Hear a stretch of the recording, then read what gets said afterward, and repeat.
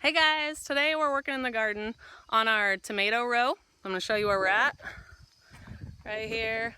We have a very large garden, so today I want to show you guys how we keep the weeds down in some parts. I don't do this everywhere, but I love to use this around my tomatoes. I got my kid helpers here today to show you guys what we're doing. They love to help me in the garden. Hey guys. Hello! So this is a really new garden. We had one planted here last year, but other than that, it's been a pasture for a long time. So look at the amazing grass weed problem we have right here.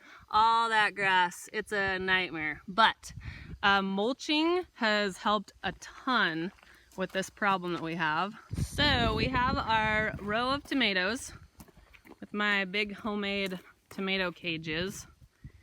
And you can see they're kind of far apart. Tomatoes like their space and they get huge. Some of these will grow up out of these cages. I like to be able to set them and forget them with tomatoes. Once they get huge, they're a pain to weed around, and they actually shade out the weeds really, really well. So if you set it up the right way, then you won't have to weed your tomato patch at all the whole year. Want this, Mom? Yeah, just like that, buddy. So for this project, you really only need two things. We have a giant box of newspaper. I just keep our newspapers for the whole year in a box, and then every spring we use them for weed suppressant. You can also use cardboard. I like newspaper way better because when you get it wet, it kind of forms to the ground and then gets real hard. Cardboard, we've had a bigger problem with it blowing, and it doesn't stay put as well for me. You have to put a ton of mulch on top of it. I just prefer newspaper. You just start by getting your newspaper wet.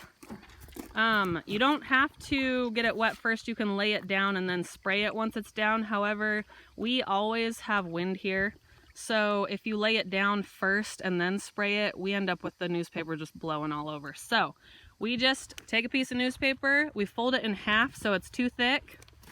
If you have a serious weed problem, you can go 3 or 4 thick, but I find that seems to be a little overkill. So we just do a double layer of newspaper, get it wet, and then lay it right up around your tomato plants.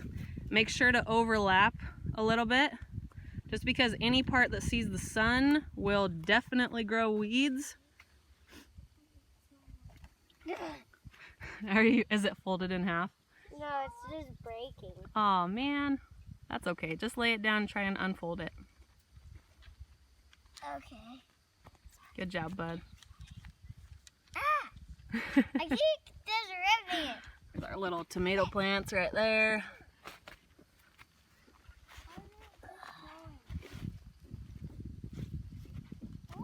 The newspaper will create a really nice kind of hard barrier once it dries. And then we put straw. Yep, we have a straw bale right over there that we're tearing apart. And we pile it pretty thick. Thankfully, we live on a farm, so we have a lot of leftover straw. You can use pretty much any kind of mulch over the top. And just pile it all on top of the newspaper.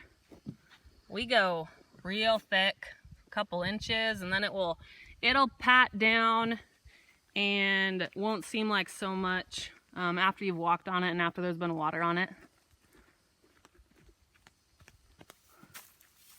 And then another really cool thing about this weed suppressant method is you do it once and it lasts all season, and then in the fall or next spring, whichever you prefer, you can just till it right under because it's all degradable material and it goes right back into the soil just fine, and you have your spot ready for next year. Putting the last of the straw mulch on top. Guys, go get one more load. We all get one more load. No, we all get one. Then we'll have a full row of weed-free tomato plants. Yay! And the final thing you need to do is give it a real good wet down.